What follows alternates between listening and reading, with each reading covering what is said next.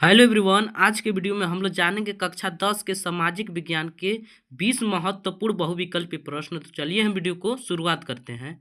मेरा पहला प्रश्न है कि फ्रांस की क्रांति कब हुई थी। फ्रांस की क्रांति कब हुई थी। इसका ऑप्शन में है, पहला ऑप्शन कि 1789 ईस्वी में, ऑप्शन बी में है कि 1830 ईस्वी में, ऑप्शन सी में है कि 1848 में, ऑप्शन डी में है कि 1871 ईस्वी में। तो देखिए, जो फ्रांस की क्रांति हुआ था उस सन 1789 ईस्वी में हुआ था, इसलिए इसका ऑप्शन नंबर ए सही हो जाएगा। अगला जो हमारा नेक्स्ट क्वेश्चन है कि 1789 ईस्वी में फ्रांस किस प्रकार का राज्य था। तो 1789 ईस्वी में फ्रांस असीमित राजतंत्र था। क्या था? असीमित राजतंत्र, इसलिए इसका ऑप्शन नंबर ए सही हो जाएगा। ठीक। अगला जो हमारा क्वेश्चन है कि नेपोलियन का संबंध किस देश से था।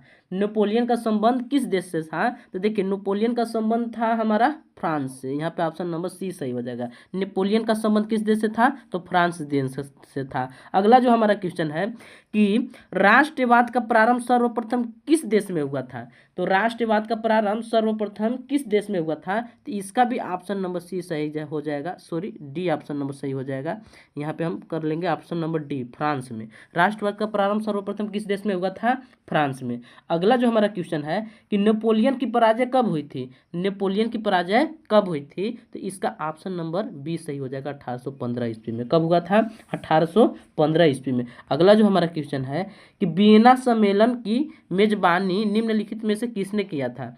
वियना सम्मेलन की मेजबानी निम्नलिखित में से किसने किया था? तो इसका सही आंसर हो जाएगा मैटरनिख ने। कौन? मैटरनिख ने। ऑप्शन नंबर ए सही हो जाएगा। अगला हमारा क्वेश्चन है कि ऑटो वन बिस्मार्क का संबंध किस देश से था। तो ऑटो वन बिस्मार्क का संबंध था जर्मनी से। किससे? जर्मनी से, इसलिए इसका ऑप्शन नंबर बी सही हो जाएगा। अगला हमारा क्वेश्चन है कि जर्मनी की एकीकरण में मुख्य भूमिका किसने निभाई थी। जर्मनी की एकीकरण में मुख्य भूमिका किसने निभाई थी, किसकी थी? देखिए, इसका ऑप्शन नंबर ए सही हो जाएगा, ज्यूसेppe गेरिबाल्डी। गेरिबाल्डी ने जर्मनी के एकीकरण में मुख्य भूमिका निभाया था। अगला जो हमारा प्रश्न है कि प्रथम विश्व युद्ध प्रारंभ हुआ था। प्रथम विश्व युद्ध प्रारंभ कब हुआ था? तो इसका ऑप्शन नंबर सी सही हो जाएगा, वर्ष 1914 ईस्वी में। प्रथम विश्व युद्ध कब प्रारंभ हुआ था? सन 1914 ईस्वी में। ठीक। अगला जो हमारा क्वेश्चन है कि महात्मा गांधी दक्षिण अफ्रीका से भारत कब लौटे थे। महात्मा गांधी दक्षिण अफ्रीका से भारत कब लौटे थे? तो इसका ऑप्शन नंबर सही हो जाएगा 1915 ईस्वी में। कब? 1915 ईस्वी में। इसका ऑप्शन नंबर ए सही हो जाएगा, 1915 ईस्वी में। अगला जो हमारा प्रश्न है कि असहयोग आंदोलन का मुख्य कारण क्या था। असहयोग आंदोलन का मुख्य कारण क्या था? तो असहयोग आंदोलन का मुख्य कारण था रॉलेट एक्ट। क्या था? Rowlatt act. ऑप्शन नंबर इसका ए सही हो जाएगा। अगला हमारा प्रश्न है कि जलियांवाला बाग हत्याकांड किस वर्ष हुआ था। जलियांवाला बाग हत्याकांड किस वर्ष हुआ था? तो वर्ष 1919 में। इसका ऑप्शन नंबर बी सही हो जाएगा। जलियांवाला बाग हत्याकांड कब हुआ था? सन 1919 में। बहुत इंपॉर्टेंट क्वेश्चन, इसलिए इसको आप ध्यान से समझेंगे। अगर वीडियो अच्छा लग रहा होगा तो वीडियो को लाइक भी कर दीजिएगा। तो अगला हमारा क्वेश्चन है कि कांग्रेस द्वारा असहयोग आंदोलन कब अपनाया गया था। तो देखिए, कांग्रेस द्वारा असहयोग आंदोलन कब अपनाया गया था, ये हमसे पूछा है। तो देखिए, इसका ऑप्शन नंबर 20 सही हो जाएगा। नागपुर में दिसंबर 1920 ईस्वी में कांग्रेस के द्वारा असहयोग आंदोलन अपनाया गया था। ठीक। अगला जो हमारा प्रश्न है, प्रश्न ये है कि असहयोग आंदोलन का नेतृत्व किसने किया था। असहयोग आंदोलन का नेतृत्व किसने किया था? तो इसका ऑप्शन नंबर डी सही हो जाएगा, महात्मा गांधी जी ने किया था। असहयोग आंदोलन का नेतृत्व किसने किया था? महात्मा गांधी जी ने किया था। अगला हमारा प्रश्न है कि चौरा चौरी कांड किस वर्ष घटित हुई थी। चौरा चौरी कांड किस वर्ष घटित हुई थी? तो इसका आंसर हो जाएगा ऑप्शन नंबर सी सही, वर्ष 1922 ईस्वी में। कब हुआ था? वर्ष 1922 ईस्वी में। अगला प्रश्न है कि भारतीय राष्ट्रीय कांग्रेस, देख सकते हैं, भारतीय राष्ट्रीय कांग्रेस की स्थापना कब हुआ था। तो भारतीय राष्ट्रीय कांग्रेस की स्थापना वर्ष 1885 ईस्वी में हुआ था। कब हुआ था? वर्ष 1885 ईस्वी में, इसलिए इसका ऑप्शन नंबर ए सही है। अगला प्रश्न है हमारा क्या है प्रश्न, थोड़ा ध्यान से समझने की कोशिश करेंगे, आपको दिखाई नहीं दे रहा होगा।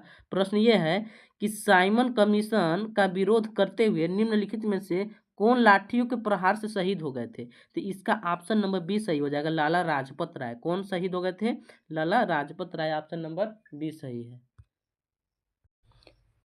हाँ जी, तो अगला हमारा देखिए प्रश्न है कि सविनय अयोध्या आंदोलन कब चलाया गया? सविनय अयोध्या आंदोलन कब चलाया गया? तो इसका सही आंसर हो जाएगा वर्ष 1930 में। सविनय अयोध्या आंदोलन कब चलाया गया था? वर्ष 1930 ईस्वी में। अगला हमारा प्रश्न है कि गांधी जी नमक कानून का उल्लंघन किया था। गांधी जी नमक कानून का उल्लंघन कहाँ किए थे? तो इसका ऑप्शन नंबर बी सही हो जाएगा, दांडी। कहाँ किए थे? दांडी, जो राजस्थान में पड़ता है। कहाँ? राजस्थान में। ठीक है, देखिए सॉरी, राजस्थान नहीं, गुजरात में पड़ता है। हाँ जी, तो अगला हमारा प्रश्न है कि गांधी जी ने दांडी यात्रा की थी, काहे बदी या दांडी यात्रा किए थे? तो इसका ऑप्शन नंबर डी सही हो जाएगा, नमक कानून को तोड़ने हेतु। क्यों?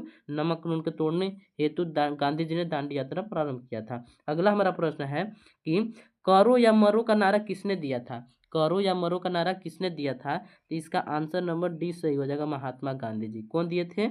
महात्मा गांधी जी। अगला हमारा प्रश्न है कि हिंद स्वराज पुस्तक के लेखक कौन है? हिंद स्वराज पुस्तक के लेखक कौन है? तो देखिए हिंद स्वराज पुस्तक के लेखक है महात्मा गांधी जी। कौन? महात्मा गांधी जी, इसलिए इसका ऑप्शन नंबर सी सही हो जाएगा।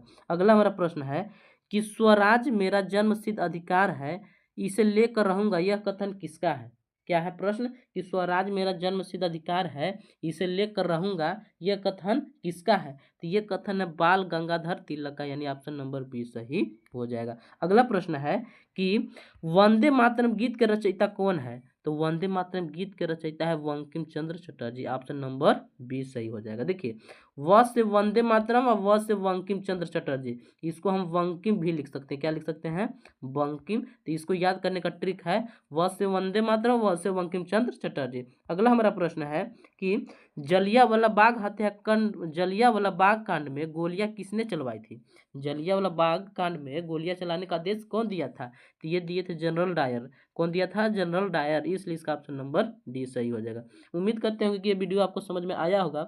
अगर वीडियो अच्छा लगा होगा तो वीडियो को लाइक कीजिएगा और चैनल को सब्सक्राइब कर लीजिएगा।